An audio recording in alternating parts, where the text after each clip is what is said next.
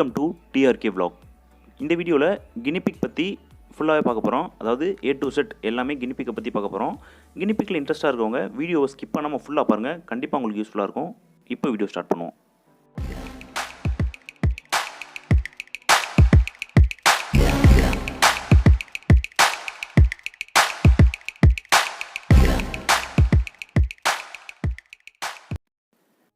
Guinea pig அப்படிங்கிறது எலி இனத்தோடு சேர்ந்த ஒரு உயிரினம். இதை வந்து இறைச்சிக்காகவோ இல்லை மற்ற விஷயங்களுக்காகவோ பயன்படுத்த முடியாது. ஜஸ்ட் வந்து இது வந்து ஒரு பெட், அதாவது வீட்டில் வந்து வளர்க்குறதுக்கு நல்ல அழகான ஒரு பெட், அவ்வளோதான். ஸோ அந்த கினிபிக்லேயே வந்து பார்த்திங்கன்னா நிறையா டைப் இருக்குது. இப்போதைக்கு நம்ம சொல்கிறது நார்மலான ஒரு கினிபிக். இப்போ புறாவில் வந்து பார்த்திங்கன்னா எவ்வளோ எக்கச்சக்கமான டைப் இருக்கு இல்லையா? ஸோ அதில் வந்து நம்ம பார்க்குற நார்மல் புறாக்களை பற்றி பார்ப்போம்.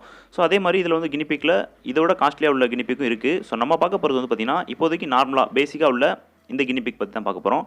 ஸோ இந்த வீடியோவோட ரெஸ்பான்ஸை பொறுத்து அடுத்தடுத்த கினிபிக்கில் நம்ம எப்படி எப்படிலாம் பண்ணலாம் அப்படிங்கிற மாதிரி நம்ம வீடியோ அப்லோட் பண்ணோம். இப்போதைக்கு இந்த கினிபிக்கை பற்றின விஷயங்களை பார்ப்போம்.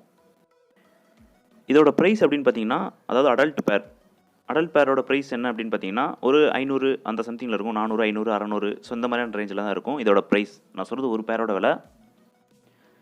ஸோ இது வந்து ஜஸ்ட் வந்து ஒரு நமக்கு பிடிச்ச ஒரு விஷயம். அதாவது என்னென்னா, பெட் வளர்க்குறவங்க, ஸோ இந்த மாதிரியான வீட்டில் வந்து அழகாக இருக்கிறதுக்காக ஏதாவது ஒரு பெட் வளர்க்குறோம் அப்படின்னு நினைக்கிறவங்களுக்கு கண்டிப்பாக இது சூட்டபுளாக இருக்கும்.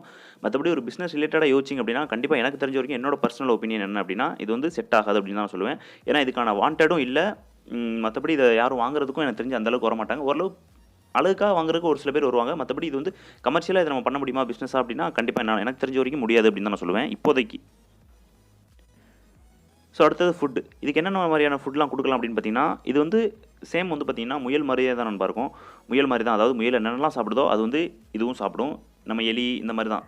இது வந்து கொஞ்சம், அதாவது எலி மாதிரி இல்லாமல் முயல் மாதிரி இருக்கும் நம்மளோட இதை கம்பேர் பண்ணும்போது. ஏன்னா அந்த பசுந்தீவனம்னு சொல்லுவோம்ல, கீரை, அப்புறம் இந்த முட்டைக்கோஸ் இலை, இந்த மாதிரி விஷயங்கள் சாப்பிடும். ஆடு சாப்பிட்றது எல்லாமே, அதாவது பசுந்தீவனம் எல்லாமே சாப்பிடும். அப்புறம் பழங்கள் சாப்பிடும்.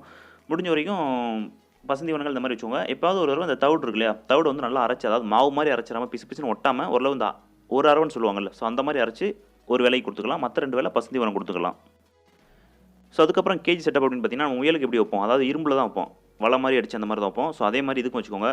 அட்டைப்பெட்டிலையோ அல்லது பிளாஸ்டிக்லையோ அல்லது வேறு ஏதாவது மெட்டீரியலில் வச்சிங்க அப்படின்னா அது வந்து அதே சுரண்டி எடுத்துகிட்டு வெளியில் வந்துடும். ஸோ அதனால் முடிஞ்ச வரைக்கும் இரும்பு வலையில் வச்சுக்கோங்க. முடிஞ்ச வரைக்கும் 3 வேளையுமே இதுக்கு வந்து சாப்பாடு போட்டுக்கோங்க. 3 வேளை போடலாம், இல்லை 4 வேளை கூட நீங்கள் போட்டுக்கலாம். ஆனால் சாப்பாட்டில் ரொம்ப கவனம் செலுத்திக்கோங்க. ஃபுட்டில் முக்கியமான விஷயம் என்னென்னா, ஒரு தண்ணி வந்து ஒரு பவுலில் வந்து ஒரு ஓரமாக எப்போவுமே இருக்கணும். நல்ல சுத்தமான தண்ணி வந்து எப்போவுமே இருக்கணும் அப்படிங்கிறத தெரிஞ்சுக்கோங்க. இது வந்து தண்ணி ஓரளவுக்கு அதிகமாகவே குடிக்கக்கூடிய ஒரு உயிரினம். ஸோ கேஜ் செட்டப் அப்படின்னா நம்ம பார்க்குறீங்களா நீங்கள், ஸோ இதே தான் முயலுக்கு என்ன போட்டு வச்சுருக்கோமோ அதே தான் வந்து பார்த்திங்கன்னா இதுக்கும் போட்டு வச்சுருக்கோம். இது அதுக்கு உள்ள கேஜ் செட்டப் தான் இதுக்கும் போட்டு வச்சுருக்கோம். அந்தளவுக்கு பெரிய அளவில் மெயின்டெனன்ஸ்லாம் இதுக்கு வந்து எந்த ஒரு இதுவுமே கிடையாது. ஸோ அடுத்தது அப்படின்னு பார்த்தீங்கன்னா நோய் வந்து எனக்கு தெரிஞ்ச வரைக்கும் எந்த நோயும் வர்றதில்ல. ஸோ இந்த கினிபிக் பர்டிகுலர் நான் வளர்க்கலை. ஸோ என்னோட ஃப்ரெண்டு தான் வளர்க்குறாரு. அவர்கிட்ட நம்ம கேட்டு தெரிஞ்சுக்கிட்ட விஷயங்களை தான் நான் உங்ககிட்ட ஷேர் பண்ணுறேன். ஸோ அந்தளவுக்கு பெருசாக எதுவும் நோயெலாம் வர்றது கிடையாது. நீங்கள் ஓரளவுக்கு சுத்தமாக வச்சுக்கிட்டீங்க அப்படின்னாலே மேக்ஸிமம் எந்த ஒரு நோயுமே வர்றதில்லை. தரையில் வச்சு முடிஞ்ச வரைக்கும் வளர்க்காது. தரையிலனா அதாவது கழிவுகள் வந்து மேலேருந்து கீழே வந்து விழுகிற மாதிரி பார்த்துக்கோங்க. கழிவுகளும் உள்ளே வச்சு அந்த மாதிரி வளர்த்திங்க அப்படின்னா, அதுக்கு தான் நான் சொல்கிறேன், அட்டை பாக்ஸ் இந்த மாதிரிலாம் போட்டு வளர்த்திங்க அப்படின்னா கழிவு உள்ளே இருக்கும். ஸோ அது செட் ஆகாது. முடிஞ்ச வரைக்கும் கழிவுகள்லாம் கீழே வர்ற மாதிரி பார்த்துக்கோங்க. அப்போனா எந்த ஒரு நோயும் மேக்ஸிமம் இது பண்ணாது. ஸோ அடுத்தது வந்து பார்த்திங்கன்னா, இது வந்து எத்தனை குட்டி போடும் அப்படின்னா, நம்ம புறா மாதிரி தான். ஸோ 2 குட்டி தான் போடும். புறா வந்து 2 குஞ்சு தான் பொரிக்கும். ஸோ அதே மாதிரி இதுவும் 2 குட்டி தான் போடும். ரொம்ப ரேர் 3 குட்டி போடுறது. 1 குட்டியும் போடும், 2 குட்டியும் போடும். ஆனால் ரொம்ப ரேர் 3 குட்டி போடுறது. ஸோ இதான் இதோட குட்டி போடுறதுக்கான இது. இதில் ஆண் பெண்லாம் எப்படி கண்டுபிடிக்கணும் அப்படின்னா, விலங்குகளில் ஆண் பெண் கண்டுபிடிக்கிறது ரொம்பவே ஈஸியான ஒரு விஷயம் தான். பறவைகளில் தான் ஆண் பெண் கண்டுபிடிக்கிறது ரொம்ப கஷ்டம். ஸோ விலங்குகள் எப்படி கண்டுபிடிக்கணும்னு உங்களுக்கு தெரியும்னு நினைக்கிறேன். ஸோ அதை சொல்லணும்னு தேவையில்லை. ஸோ நீங்கள் ஓரளவுக்கு பார்த்தீங்கனாலே உங்களுக்கு தெரியும் ஆண் பெண் அப்படிங்கிறது. ஸோ இதில் முக்கியமான ஒரு விஷயம் என்னென்னா, 2 மேல் வந்து பார்த்திங்கன்னா அடிச்சுக்கும். அதாவது எந்த டைமில் அப்படின்னா, அது வந்து அந்த மெச்சூரிட்டி லெவலில் கிராஸ் பண்ணணும்ல, ஸோ அந்த டைமுக்கு மேலே நீங்கள் என்ன பண்ணணும் அப்படின்னா, 2 மேலே ஒரே கேஜில் போடக்கூடாது. ஒரு மேல் எத்தனை ஃபீமேல் வேணால் இருக்கலாம். ஆனால் ஒரு ஃபீமேல் போட்டு நீங்கள் அதிகமான மேல் போட்டிங்க அப்படின்னா அது வந்து சண்டை போட்டுக்கும். அதனால் முடிஞ்ச வரைக்கும் ஒரு கேஜிக்கு ஒரே ஒரு மேல் மட்டும் வச்சுக்கோங்க. ஆனால் எத்தனை ஃபீமேல் வேணால் இருக்கலாம், அதை பற்றி எந்த பிரச்சனையும் இல்லை.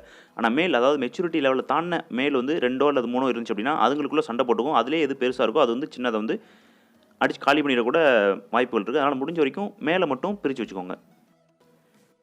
அடுத்தது இது வந்து எப்போ குட்டி போடும் அப்படின்னு கேட்டிங்கன்னா, இது வந்து மெச்சூரிட்டி லெவல் தாண்டினதுக்கப்புறம் அது மேட்டிங் பண்ணும்ல, ஸோ மேட்டிங் பண்ணதுலேருந்து 2லேருந்து 2.5 மாதத்துக்குள்ளே இது வந்து பார்த்திங்கன்னா குட்டி போட்டுரும்.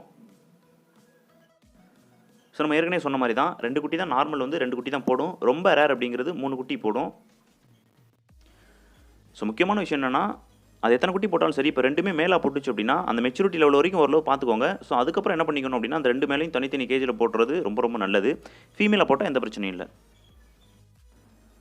ஸோ ஃபைனலா இது வந்து ஒரு பிசினஸ் இதா பண்ணலாமா ப்ரோ? அதாவது இப்ப புறா, கோழி, ஆடு, மாடு இந்த மாரி பண்றாங்களே, அது மாரி இதையும் ஒரு பிசினஸ் இதா பிசினஸ் ரிலேட்டடா பண்ணலாமா அப்படின்னு கேட்டீங்கன்னா, எனக்கான இது என்ன அப்படின்னு பார்த்தீங்கன்னா, உங்களோட ஏரியால இதுக்கான வாண்டட் எப்படி இருக்கு அப்படிங்கிறத பாருங்க. ஸோ இதோட தேவைகள் அதிகமா இருக்கு அப்படிங்கிற பட்சத்தில நீங்க தாராளமா பண்ணலாம். அப்படி இல்ல அப்படின்னா, கண்டிப்பா பண்ணாதீங்க எனக்கு தெரிஞ்ச வரைக்கும். ஏன்னா இதுக்கான தேவைகள் தான் முக்கியமே.